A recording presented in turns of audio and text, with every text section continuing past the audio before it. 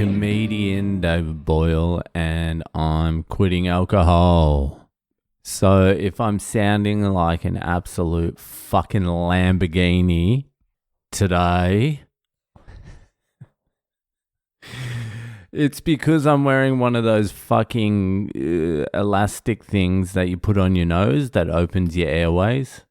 I've just had enough with my narrow white nose. It's just too blocked constantly. You know, when I took my son to the dentist a couple of weeks ago, the dentist said, you've got to use this spray, xylitol fucking saline spray for your nose. She's like, use it every day. Use it as much as you can. It clears it out. It's like moisturizing the filters in your airways. So she gave some to my son, and I started using it because my nose, since I got to Boston, I reckon I have inhaled like maybe 7 or 8 breaths total through my nose. It's just been blocked the whole time, and I was at my wit's end. I tell you, people, I was at my wit's end. I was thinking maybe I shouldn't have crushed up all those pills when I was younger, the ecstasy pills. It wasn't all the cocaine I did in South America and all that shit. I was like, it was definitely the ecstasy pills that you weren't meant to crush up, but you did anyway because you wanted it to hit a little bit harder and a little bit faster. And it felt like for about 40 seconds you got shot in the face. And then you felt good after that. But I was like, that could have done some serious damage to my fucking nasal passage or whatever the fuck it is. I was like, I'm going to have surgery. I need to see a specialist because it was causing me problems up until 2 weeks ago. And then I started using this saline spray with the xylitol in it. And it is so fucking good. It clears it up all the time. I still wake up in the morning and my nose is a little bit blocked, but I'm walking around and I can breathe through my nose. And then I was there today at CVS buying another fucking bottle of this saline spray, xylitol. The xylitol's important. You want a xylitol one, not just saline. It's like a sweetener, but it also kills bacteria. You use it as toothpaste as well, but it's meant to be good. Anyway, I was buying another squirter of that, and right next to it, they had these fucking elastics. You stick on your nose and it opens your fucking nostrils, and I just whacked one on before. Fuck, it feels good. 3 weeks ago, I was like, I may never rack anything up again. Now I'm like, fucking send it over. I need to try out these new mufflers. Anyway, that's fucking gold. I'm happy with that. I can breathe through my nose again. And my wife is away, so it's been fucking hectic. Anyway, let's move it on. You know what time it is. It's if you have a question you would like answered by one of the greatest minds of the generation or any generation, comedian, philosopher, waterproofer, crane operator, Le Boyle, then head to my website, boylecomedy.com. Section there for Ask Boyle. Fucking roll in a question. Also, roll in a fucked up Friday. Get writing. Send them in. boylecomedy.com. Anyway, let's get to this week's Ask Boyle. So, this week's Ask Boyle it's pretty much, it's a Zach length Ask Boyle, more or less complaining about Zach. Anyway, let's get to it. It was sent in by Jen out there in California. So, Zach's annoying delusional personality type has cooked up an Ask Boyle in my head. How can a person know when their belief in themselves is coming from their own inability to see their self accurately rather than an internal passion that they should continue pursuing even in the face of overwhelming rejection and criticism. It brings to mind the American Idol auditions back in the day where absolutely dog shit singers would show up genuinely believing they could sing.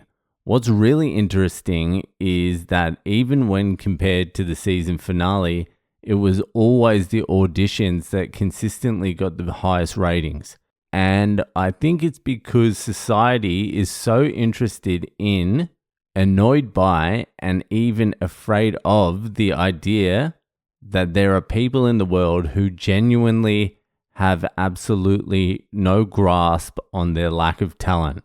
People would watch and laugh and cringe, but ultimately, I think everyone kind of had the question in the back of their own heads. Am I delusional too in some way? I think there are few things more terrifying and annoying than delusional people because it points out that we could be too, and it's the delusion itself that would keep us from ever knowing. I've officially gotten a little long-winded like our buddy Zach, but how can a person know when to keep pursuing something and when to just stop and move the fuck to something they can actually be good at? Well, Jenny, you have come to the right place. I'm telling you right now, delusion is a prerequisite to success. There is no way around it. You have to be fucking delusional. And the more delusional you are, generally, the more successful you're going to be because you're going to work harder and longer than anyone else just because you know you're the fucking best. I'm telling you right now, unless you've got like insane delusion, you are not going to make it. In comedy, it's different to other things. Oh, actually, is it that different to everything? Anything? If you're an actor, you can be delusional, but if you hang in there long enough, you're going to hit something eventually. Singer, no talent. Here's the difference. Here's the difference. You don't have to have any talent to begin with. You can just be purely delusional. Where it separates is work ethic and ability to get better. Error correction. Like if you're delusional and you have a bad work ethic and you don't make the necessary changes to get better, then you're just delusional.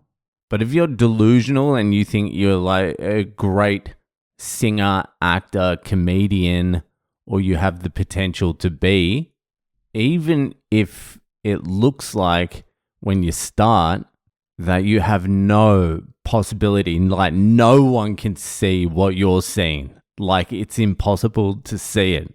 Like you tell people and they laugh at you. If you have the right work ethic and you have the ability to go out there and improve, constantly improve, those two things are unstoppable in any domain.